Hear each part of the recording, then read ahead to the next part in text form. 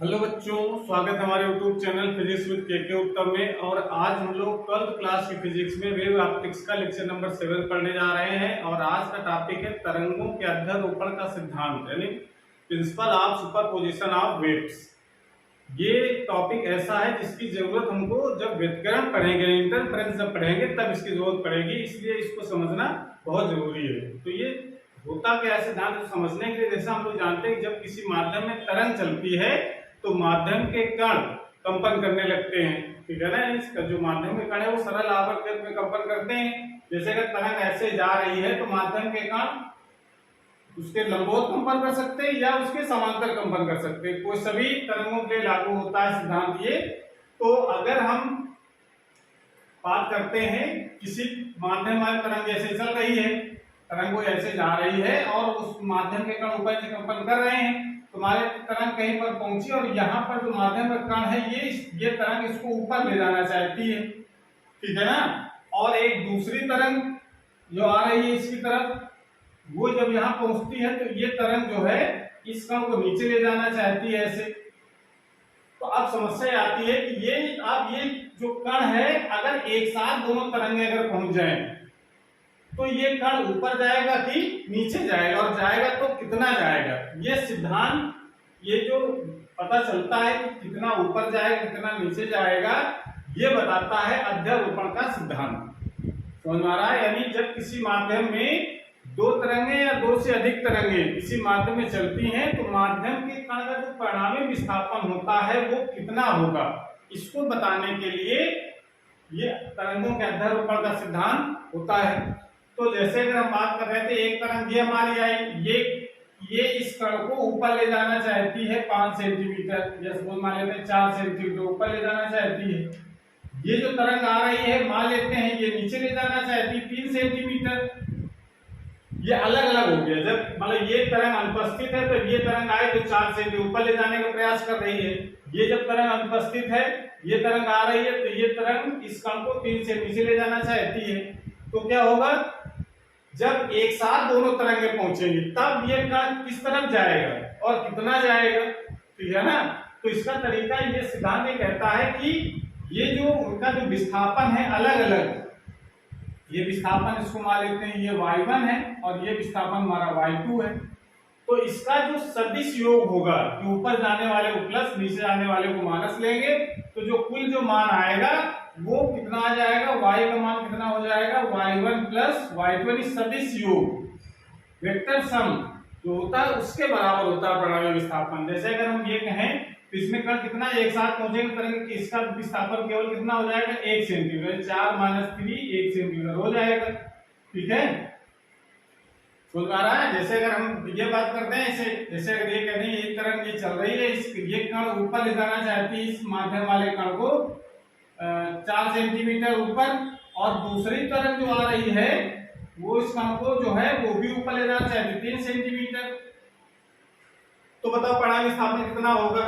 तो अब ये चूंकि दोनों प्लस डायरेक्शन में है तो दोनों ऐड हो जाएंगे, वेक्टर सम हो जाएगा, कितना हो जाएगा 4 + 3 = 7 सेंटीमीटर का परिणामी विस्थापन हो गया। तो परिणामी विस्थापन कितना होगा ये बताता है अध्यारोपण का सिद्धांत। क्लियर हो रहा है? जैसे इसको और दूसरे तरीके से अगर समझा जाए, जरूरी नहीं है कि ये ऊपर नीचे ही कंपन कराए, हो सकता है कि ये तरंग जो है इस कण को 3 सेंटीमीटर तक ले जाना चाह रही हो, ये भी तो हो सकता है ना।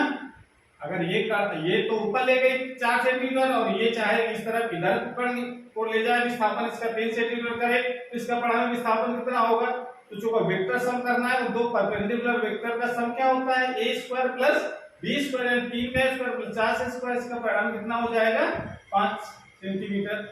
तो ये विस्थापन जरूरी ऊपर नीचे हो, जिधर भी हो, लेकिन उसका सम हम जब करेंगे तो वेक्टर सम किया जाएगा, ठीक है ना। इस तब हम उसका परिणामी विस्थापन ज्ञात कर पाएंगे।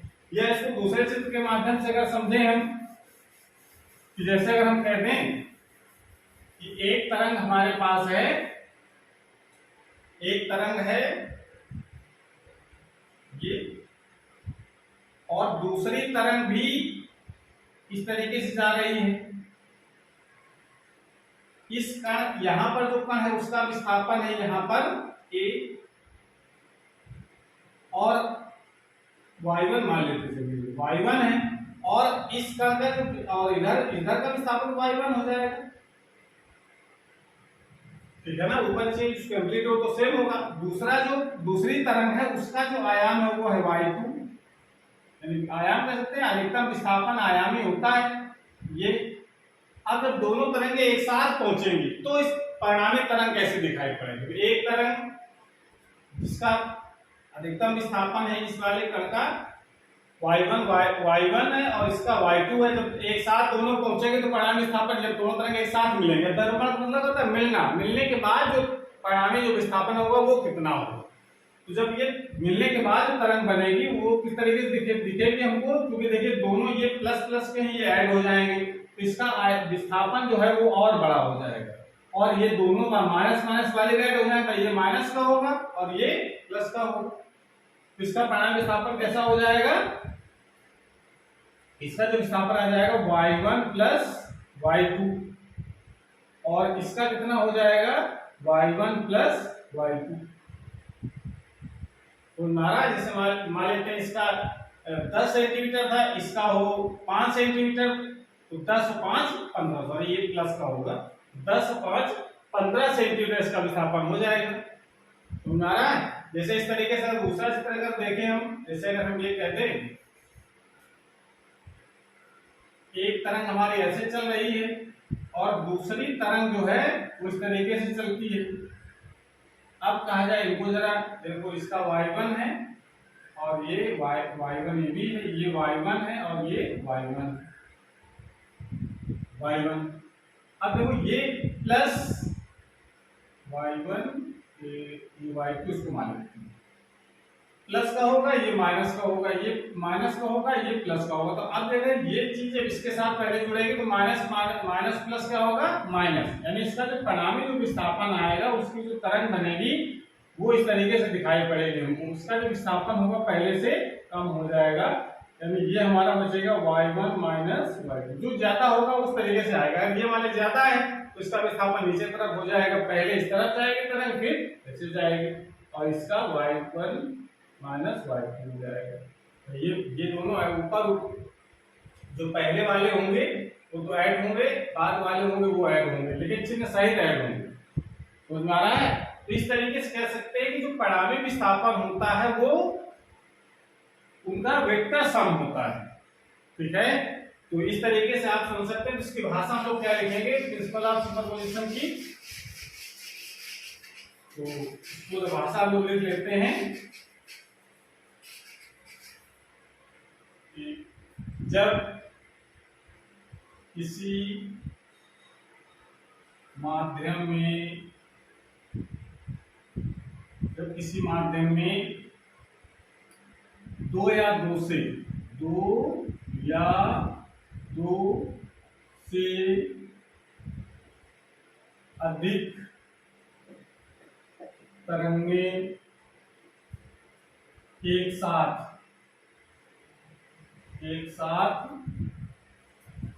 चलती हैं तो माध्यम के किसी कण का परिणामी विस्थापन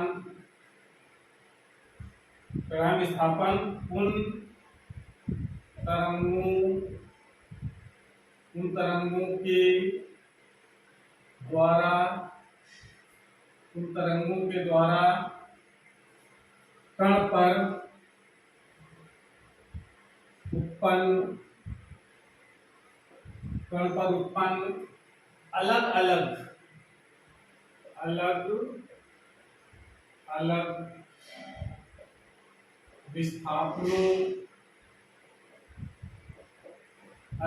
विस्थापनों के सदिश योग के बराबर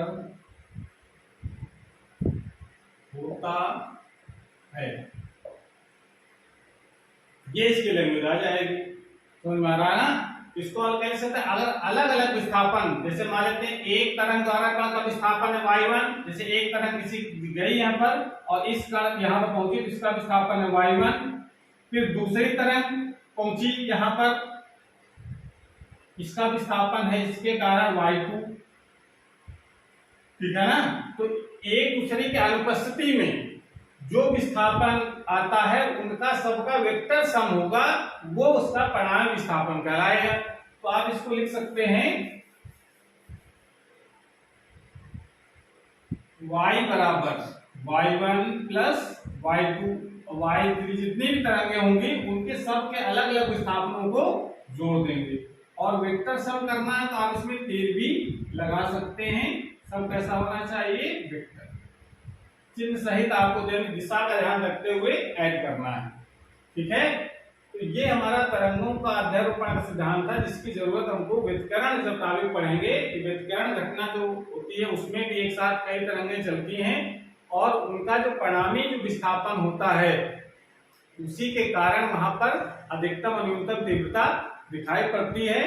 तो उसमें हम ये सिद्धांत लागू करके हम उसका परिणामी विस्थापन निकालते हैं, ठीक है ना। तो इसलिए इसको हमको केवल दिमाग में रखना है कि हम अध्यारोपण सिद्धांत होता क्या है। अध्यारोपण सिद्धांत आपको ध्यान रखना है कि जब किसी माध्यम में दो या दो से अधिक तरंगें चलती हैं तो किसी कण का परिणामी विस्थापन, माध्यम का किसी कण का परिणामी विस्थापन उन तरंगों के अलग अलग विस्थापनों के सदिश योग के बराबर होता है, ठीक है ना। अलग अलग विस्थापन का मतलब यह है कि जब एक ही तरंग चल रही हो तो उसका कितना विस्थापन है, फिर दूसरी तरंग चल रही है तो पहली एब्सेंट हो, दूसरी पहली वाली ना हो तो कितना विस्थापन है, तीसरी चल रही हो तो पहली दूसरी एब्सेंट हो, तीसरे कारण कितना हो, चौथी चल रही हो तो पहले दूसरी तीसरी एब्सेंट हो, उसके कारण कितना विस्थापन हो।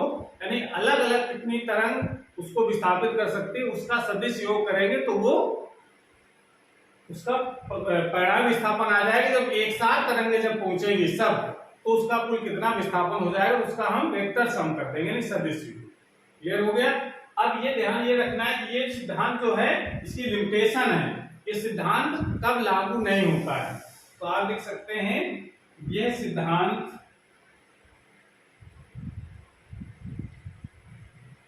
बड़े आयाम वाली तरंगों जैसे, बड़े आयाम तरंगें कौन सी हो सकती है, जैसे लेजर तरंगें,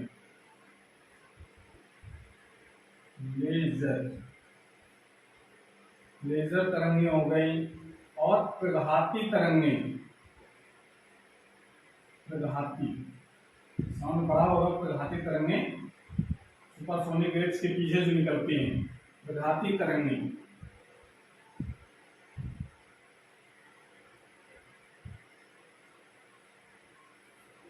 बहुत बड़े आयाम वाले तरंगों में लागू नहीं होता है।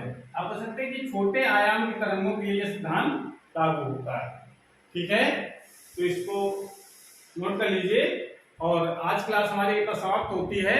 अगली क्लास में हम लोग व्यतिकरण के बारे में पढ़ेंगे। व्यतिकरण क्या होता है, कितने प्रकार का होता है और उसकी परिणामी तीव्रता किसी बिंदु पर कितनी होती है, ये सब कुछ हम लोग पढ़ेंगे अगले वाले वीडियो में। अगर ये वीडियो अच्छा लगा हो तो उसको लाइक करें, अपने दोस्तों को शेयर करें और चैनल अगर पहली बार देख रहे हैं चैनल को सब्सक्राइब करें जिससे नए जो वीडियो अपलोड हो उसकी नोटिफिकेशन आपके पास सबसे पहले पहुंच जाए। पढ़ाई करते रहिए।